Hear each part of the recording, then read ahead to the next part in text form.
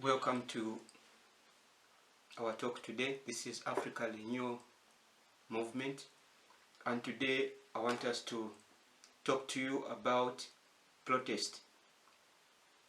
We will see the effects of protest, and we are going to see the causes. Why does protest happen in the first place? So, according to Oxford Dictionary, Oxford Dictionary defines protest as follows: it is an expression of strong disagreement with or opposition to something. Something might be a statement or an action. So it is a strong disagreement with, or you are opposing something. When someone says a statement or issues a statement and you disagree with that kind of a statement, that is what we are calling protest. You disagree, in short, you disagree between two things. Now, we have within protest, we have which we call peaceful protest and violent protest.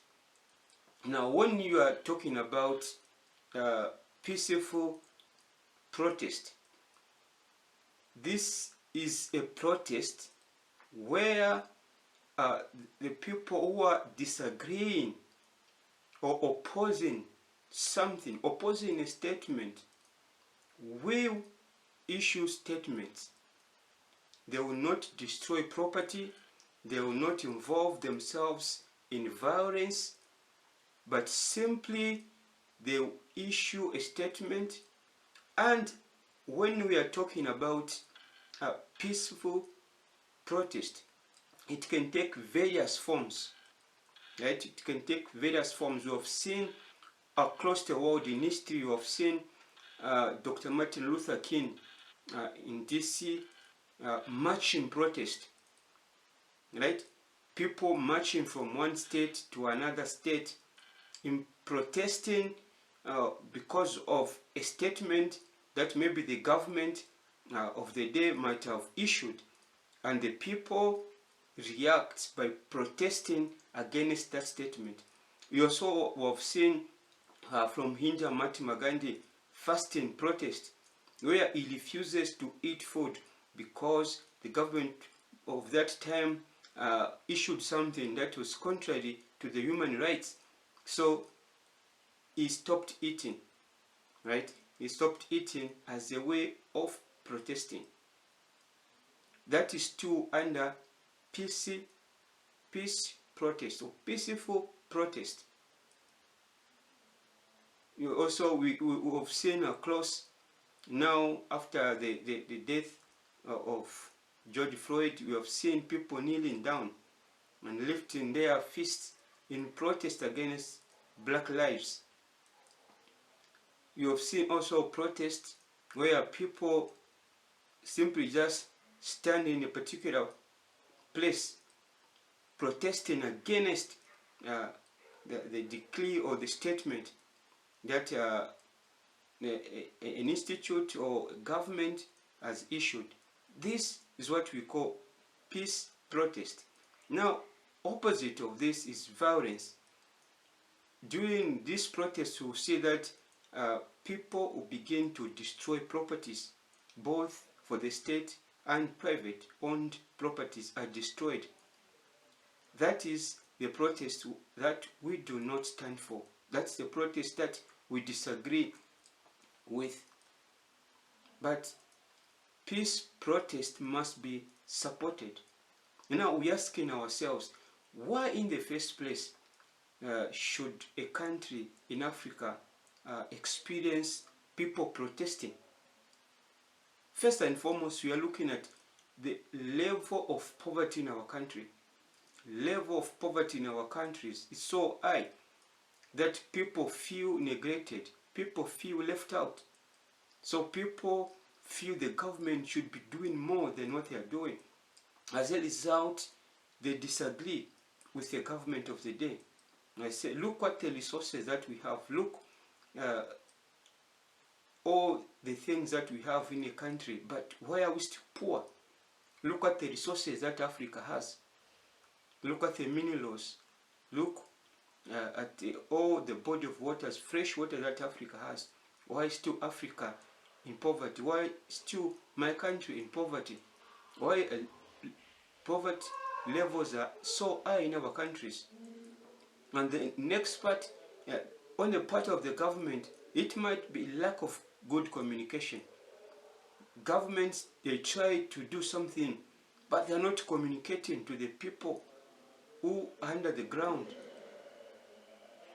People must be able to hear what is happening in the country, what development is taking place, what are the development the government of the day is taking to all parts of the country. It must be visible, it must be accountable, it must be transparent. It must be transparent. People must know what is it the government is doing in reducing poverty in our countries. It must be clear to the people. This is the program targeting poverty reduction.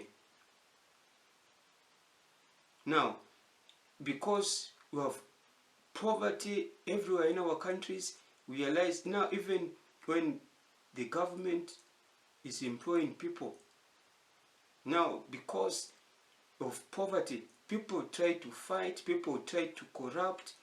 We realize that we have higher rate of unemployment. And why? It's because even when people are employing others, it's full of corruption. These things are based on tribalism. So when you don't belong to the other party, don't belong to one tribe, another tribe, you will not be employed. And this must be stopped. This must be stopped. When the government is employing people, it must be transparent, with merit.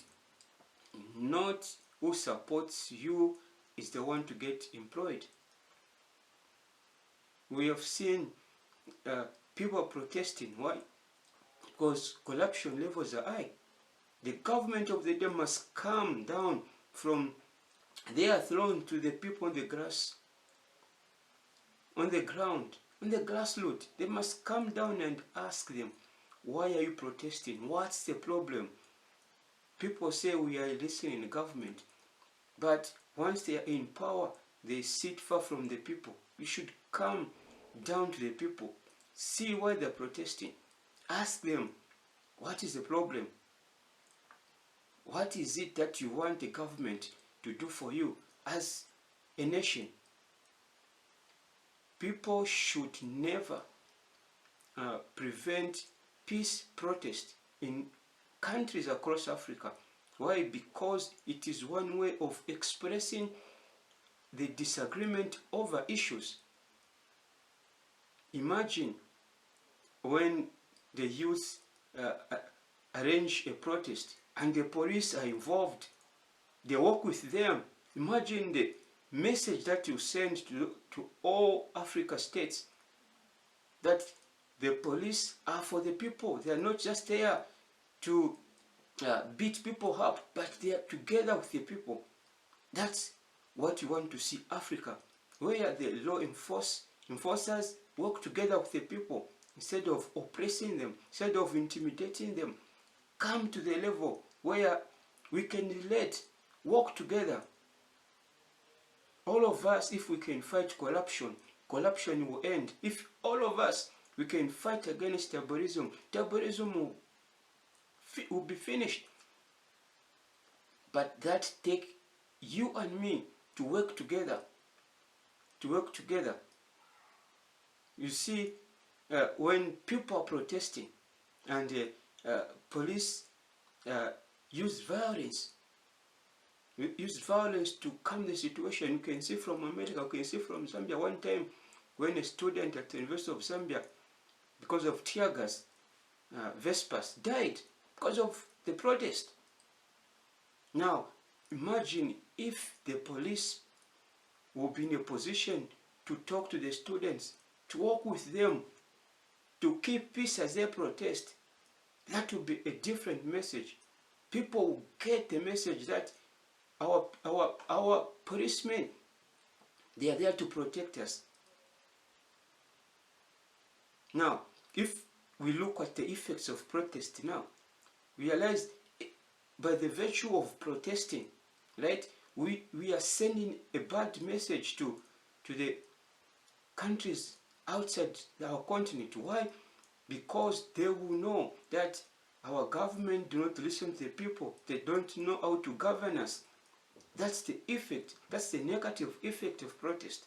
That people will look at us and say they don't know how to govern themselves. We've sort of realized of vandalism. This is negative protest, because when people destroy state and individual properties, we have seen people across our countries, across Africa, who have been arrested because they have been protesting. We have seen the example that I just gave of Vespas. We've seen people dying because of protesting. Now, what are the solutions to this problem? We have seen from the definition that protest is an expression of strong disagreement. Now, what should happen? What should happen is this: government and the people protesting must create an environment, an enabling environment where they can sit and talk together. The people in government have a responsibility to listen to the people protesting, give and hear to the people protesting, ask them questions, engage in them.